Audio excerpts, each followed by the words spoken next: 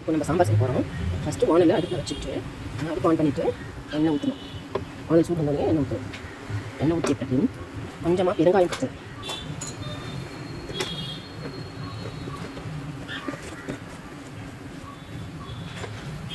பெருங்காயம் பொரிய போடும்.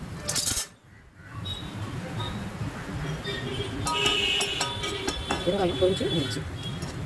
ஓகேவா? வெங்காயம் நல்லா பொரிஞ்சு வந்துச்சு. இப்போ நம்ம அரிஞ்சு வச்சுருக்கிற வெங்காயம் தக்காளி எடுத்து அதில் போடணும். வெங்காயம் தக்காளி எல்லாத்தையும் எடுத்து போட்டு நல்லா வதக்கணும்.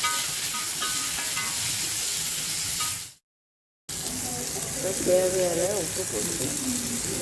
உப்பு போட்டால் இப்போ வெங்காயம் சீக்கிரம் வதங்கும். நல்லா உப்பு போட்ட பிறகு நல்லா வதங்கிடும். சீக்கிரம் வதங்கிடும் வெங்காயம். எதுக்காக இது வதக்குறோன்னா சாம்பார் கொஞ்சம் வாசமாக நல்லாயிருக்கும்.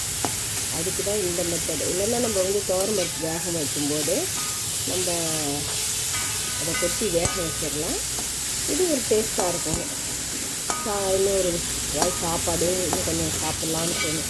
அதுக்காக தான் இந்த மாதிரி நல்லா வதக்கி வச்சுட்டு பிறகு நல்லா வதங்கின பிறகு துவரம்பருப்பு கரைஞ்சி வச்சுருக்கோம்ல அந்த தண்ணி, துவரம்பருப்பு கரைஞ்சி வச்சுருக்க தண்ணியை அதை கொட்டிடணும். கொட்டிட்டு இதுக்கு தேவையான தூள்,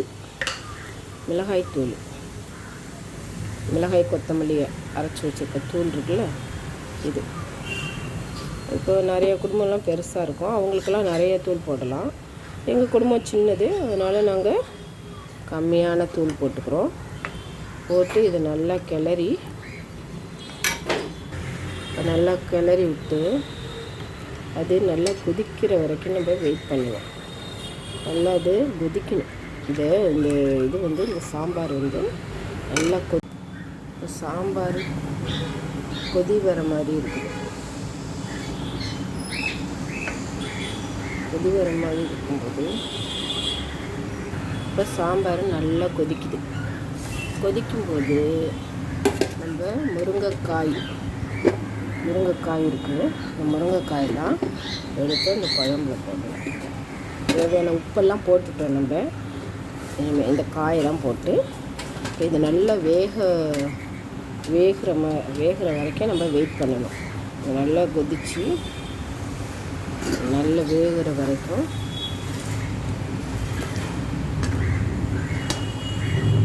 கிண்டி விட்டு மூடி வச்சிடணும். இப்போ சாம்பார் நல்லா கொதிச்சிடுச்சு. காய் நல்லா வெந்துருச்சு. இப்போ புளி கரைச்சி வச்சுருக்கோம். அந்த புளி தண்ணியை எடுத்து சாம்பாரில் ஊற்றிடணும். ஊற்றிட்டு ஒரு கொதி வர வரைக்கும் வெயிட் பண்ணணும். நல்லா ஒரு கொதிக்க வேணும் சாம்பார்.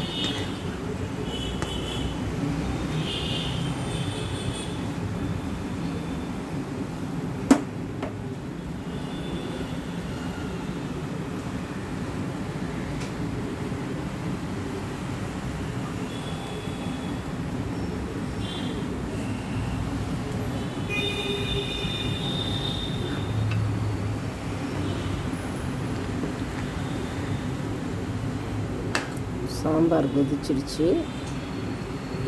இப்போ கடுகு உளுத்தரிசி போட்டு தாளித்து கருவேப்பிலை கொத்தமல்லி எல்லாம் போட்டு தாளித்து அப்படியே கிண்ணத்தில் எடுத்து கொட்டி வச்சிட வேண்டியதுதான்.